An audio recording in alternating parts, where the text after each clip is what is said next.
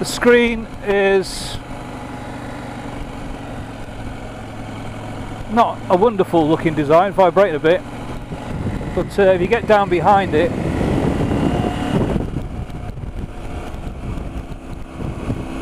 yeah, I'm getting buffeted on my head, but my chest area there's no wind at all. Of course I'm only doing 30, we'll see what it's like when I go to a higher speed in a minute.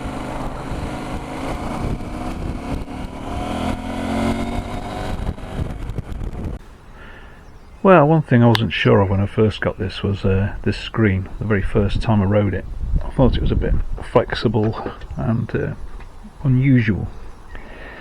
I've got used to it, and I've done several hundred miles on the motorway, and for my height it's not been too bad. But I do wonder whether it's quite as good as it could be. So the screen's easily removable. You just undo whichever screw hole you've got it into. That's the low setting. Higher setting, single screw, you undo it with the Torx. Bit crude really, no manual adjustment as you're going along or anything. To me there's one failing, that there's no vent to allow air up on the inside, which you see on some more modern screens or newer designs. So to remove the screen, it's just a single Torx screw. I'm guessing that one of those Torx fittings in the toolbox included with the bike or tool case will be the one for that. Single screw which fits in there, and there's a kind of moulding there which holds it to the bike. Now I don't think this is particularly stable. It does move quite a bit, but you get used to it. When I first rode the bike on for a test drive, I thought it was a little bit unnerving, and that was on the lower setting. I ride with it on the higher setting. I've done several hundred miles on the motorway, got used to it. And I was surprised. I was talking to somebody in the dealership who'd had a test ride on the same bike, and it was about 6'2", 6'3", and he said he found it unbearable on the high setting due to the amount of buffeting on his head, which I don't really get till I get to about 60, 65 miles an hour. So he put it down lower and preferred to just have the wind. I find when it's up on a long journey, it does provide a lot of protection, but there must be some air coming over the top, some turbulence, which buffets your helmet a little bit. And I'm wondering whether it's actually due to the fact that there is no place here for air to get through, so you've got low pressure behind, and that will be sucking air over the top. Hey, I'm no aerodynamicist, I'm just guessing. So I did buy this, £13 from eBay, and I will be later in this video, though not today, be trying that out. It does attach to the bike. It's a bit cheap and nasty, but I thought as an experiment I would fit that to the bike. Now the idea is, I believe, it's not so much that it gives you more height, it's that it produces parallel flows of air which are smoother, and thus you get less turbulence. That's the idea.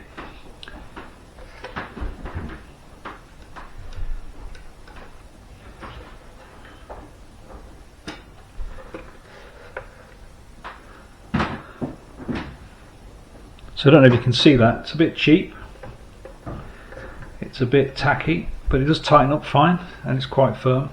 The only problem then will be with the extra weight on the top of this screen. Will it flex more? It doesn't flex when I'm holding it, so it's the flex on the actual bike, and I don't be careful not to put too much strain on that mounting, because really it's only held with the screw and the moulding. The moulding at the back grips it. So I'm a little bit.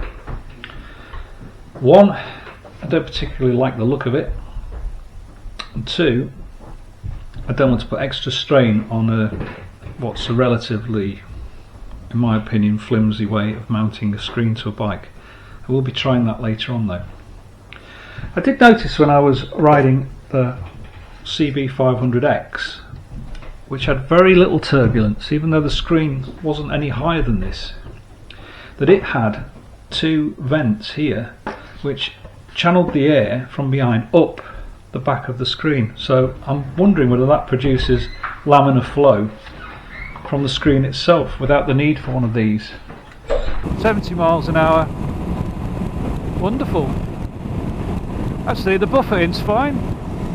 Not really any at all. I see they've got the twin vents in the screen, which I believe are there on a lot of new screens to help eradicate the buffeting. Excuse me, coughing.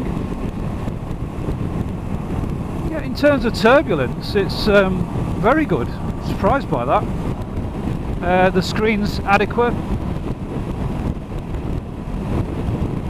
And I don't know whether it's those vents, but the airflow is really quite smooth.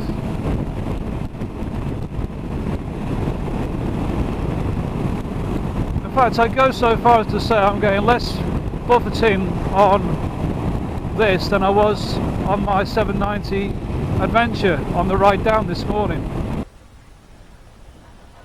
Okay, when I was trying the CB500X, I noticed that it had vents in the front here, but it wasn't just the vents that it had, they were angled so that the air would flow inside the screen, which presumably equalises the pressure, but also I wonder whether it produces a laminar flow, parallel flows of air, which of course is the idea with this. Now that's quite a chunky and ugly thing in my opinion. I think a lot of people think that you angle these or you put them higher.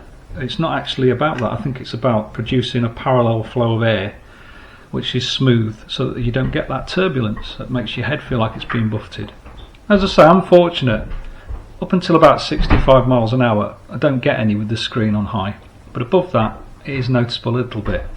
I just bend down a little bit and I'm out of the way of it, but if you were taller you wouldn't be able to do that. So that's one thing I'm going to try. I'm not actually going to leave it fitted because I don't like it, but it's just be an interesting experiment to see whether I can get some improvement above 60-65 miles an hour in airflow. So that will come later in this video. I have noticed on replacing the screen after a wash that there is a gap through here which would allow some air to flow, so perhaps that's my laminar flow theory out the window, or maybe that's just not a very efficient method.